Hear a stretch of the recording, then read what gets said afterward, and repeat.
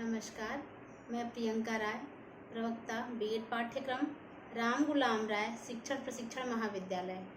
सबसे पहले मैं अपने महाविद्यालय परिवार को धन्यवाद देती हूँ, जिसने हम लोग को एक ऐसी जगह प्रदान की जहाँ से हम लोग बच्चों को कुछ बता पा रहे हैं, कुछ उनको दे पा रहे हैं।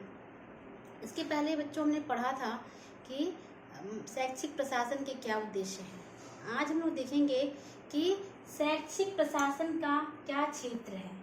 शैक्षिक प्रशासन का क्षेत्र, शैक्षिक प्रशासन के अंतर्गत मानवीय और भौतिक दोनों प्रकार के तत्व आते हैं।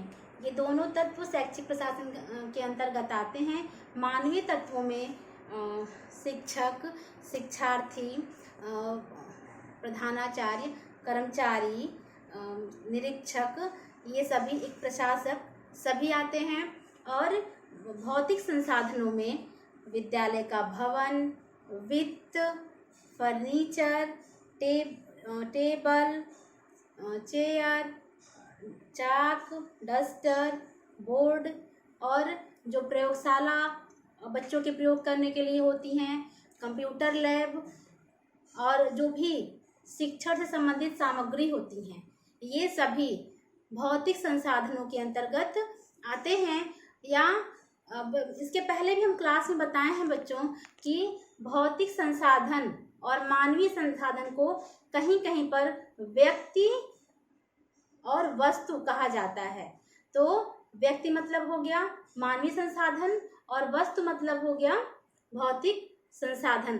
तो आज हम लोग शैक्षिक प्रशासन के क्षेत्र में नंबर 1 कानून, नियम व व्यवस्था के बारे में पढ़ेंगे।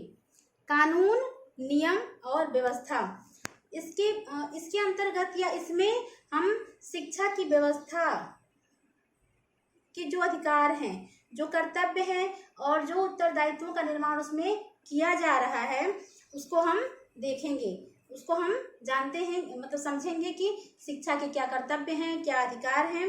और इस प्रकार के प्रशासन से संबंधित जो नियम हैं और जो भी वहाँ पे व्यवस्था है आदि सभी शैक्षिक प्रशासन के अंतर्गत आती है। अर्थात हम कह सकते हैं कि विद्यालय प्रशासन के अंतर्गत वहाँ पे शिक्षा की व्यवस्था, उसका उत्तरदायित्व, वहाँ पे शिक्षा से संबंधित जो भी चीज़ें हैं, जो भी नियम कानून, इस प्रकार प्रशासन से संबंधित नियम, कानून, व्यवस्था, इन सभी को हम शैक्षिक प्रशासन के अंतर्गत हम सम्मिलित कर सकते हैं।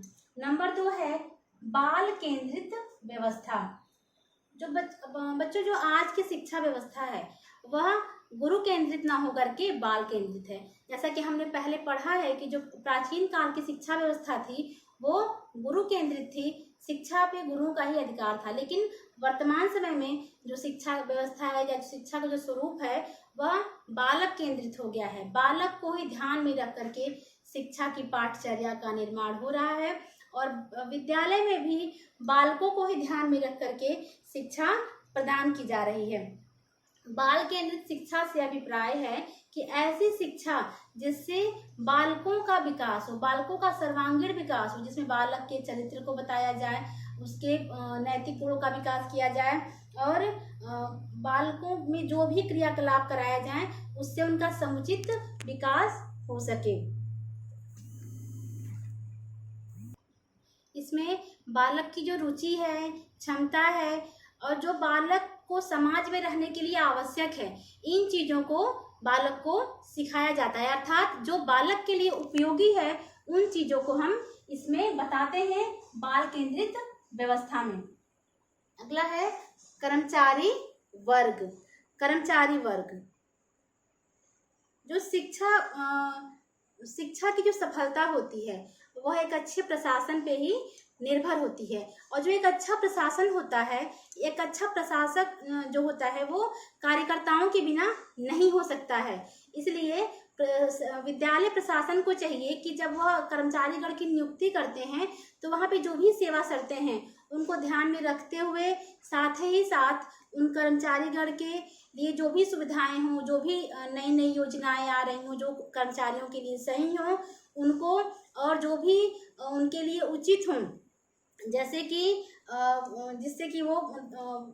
जिससे कि वो विद्यालय में अच्छा कार्य कर सकें, क्योंकि जो भी मानवीय चाहे भौतिक संसाधन है, इसको एक सही रूप देने का कार्य वहाँ के कर्मचारीगण ही करते हैं। तो विद्यालय प्रशासन का भी ये दायित्व है कि वह अपने महाविद्यालय के या अपने विद्यालय की या जो भी शैक्षिक व्यवस्था है, जो भी शैक्षिक संस्थान है, वहाँ के जो कर्मचारीगण हैं उनको एक उनका भी ध्यान रखा जाए, उनके लिए भी एक अच्छा माहौल बनाया जाए या एक अच्छी सुविधाएं प्रदान की जाए जो उनके लिए उपयुक्त हों।